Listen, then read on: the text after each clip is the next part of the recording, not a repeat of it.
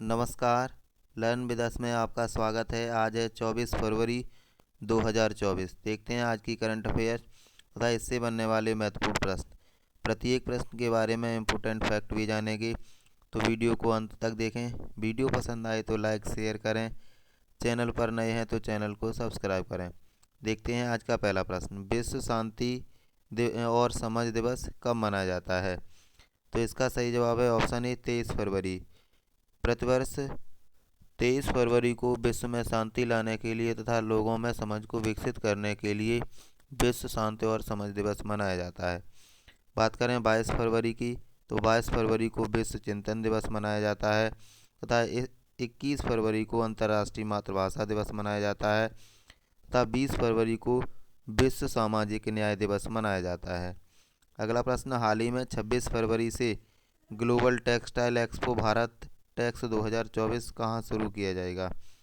तो इसका सही जवाब है ऑप्शन बी नई दिल्ली। अभी हाल ही में global textile expo Bharat tax 2024 का प्रधानमंत्री नरेंद्र मोदी के द्वारा उद्घाटन किया जाएगा।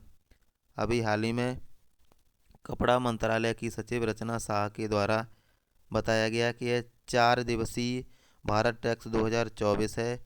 इसे भारत मंडपम और यशोभूमि में 22 लाख वर्ग फुट क्षेत्र में प्रदर्शित किया जाएगा। इसमें 100 से अधिक देश खरीदार होंगे तथा 46 समझौता ज्ञापनों पर हस्ताक्षर किए जाएंगे। अगला प्रश्न। हाल ही में किसके द्वारा यात्रा और आर्थिक संबंधों को बढ़ाने के लिए भारतीय पर्यटकों के लिए 5 वर्षीय मल्टीपल एंट्री वीज़ा की शुरुआत की है? तो इसका सही जवाब है ऑप्शन सी दुबई। अभी हाल ही में दुबई ने भारतीय पर्यटकों को आकर्षित करने के लिए तथा आर्थिक संबंधों को भारत के साथ बढ़ाने के लिए 5 वर्षीय मल्टीपल एंट्री वीज़ा की शुरुआत की है। इस वीज़ा की अवधि 1 वर्ष में 180 दिन से अधिक नहीं होगी तथा इसे अधिक से अधिक 90 दिनों तक बढ़ाया जा सकेगा। अगला प्रश्न। हाल ही में एशियाई ट्रैक साइकिलिंग चैंपियनशिप का आयोजन कहाँ किया जा रहा है? तो इसका सही जवाब है ऑप्शन बी नई दिल्ली। अभी हाल ही में नई दिल्ली के इंदिरा गांधी इंडोर स्टेडियम में एशियाई ट्रैक साइकिलिंग चैंपियनशिप का आयोजन किया जा रहा है। अब तक भारत ने 4 पदक जीते हैं। इसमें 2 स्वर्ण 1 रजत और 1 कांस्य पदक है। 2 स्वर्ण पदक अरशद शेख तथा जलालुद्दीन सिद्दीकी के द्वारा जीते गए हैं। अगला प्रश्न। अंतर्राष्ट्रीय गीता महोत्सव 1 मार्च से कहाँ आयोजित किया जाएगा? तो इसका सही जवाब है ऑप्शन ए कोलंबो। अभी हाल ही में गीता की कालजयी गाथाओं और शिक्षाओं को लोकप्रिय बनाने के लिए कोलंबो में अंतर्राष्ट्रीय गीता महोत्सव का आयोजन किया जाएगा। अगला प्रश्न। हाल ही में जीवित जीवाश्म पर्पल फ्रॉग को कहाँ खोजा गया है? तो इसका सही जवाब है ऑप्शन सी पश्चिमी घाट। अभी हाल ही में मेढक के एक जीवित जीवाश्म को देखा गया है जो कि पर्पल बैंगनी रंग का है। यह जीवित है। वैसे जीवाश्म मृत होते हैं लेकिन यह जीवित है। तमिलनाडु सरकार ने इनके अध्ययन के लिए तमिलनाडु लुप्तप्राय संरक्षण जीव कोष की भी स्थापना की है, जिससे इसका अध्ययन सुचारू रूप से किया जा सके। अगला प्रश्न। हाल ही में भारत मालदीव श्रीलंका के त्रिपक्षीय अभ्यास दोस्ती का 16वां संस्करण कहाँ आयोजित किया जा रहा है? इसका सही जवाब है ऑप्शन बी माले। अभी हाल ही में मालदीव की राजधानी में दोस्ती त्रिपक्षीय अभ्यास का आयोजन किया जा रहा है। इसमें बांग्लादेश पर्यवेक्षक देश के रूप में शामिल हुआ है। भारत की तरफ से ICGS समर्थ तथा अभिनव तथा डॉर्नियर ने भाग लिया है। बात करें ICGS की, तो इंडियन कोस्ट गार्ड शिप होता है। इसमें भारतीय तटरक्षक बल के 3 जहाज शामिल हो रहे हैं, समर्थ, अभिनव और डॉर्नियर। अगला प्रश्न। हाल ही में किस राज्य सरकार के द्वारा टैक्स फ्री बजट पेश किया गया है? तो इसका सही जवाब है ऑप्शन ए हरियाणा। अभी हाल ही में हरियाणा के मुख्यमंत्री मनोहर लाल खट्टर के द्वारा किसानों को राहत देने के लिए टैक्स फ्री बजट पेश किया गया है। अगला प्रश्न, हाल ही में किस राज्य में देश के पहले कौशल भारत केंद्र का उद्घाटन किया गया है?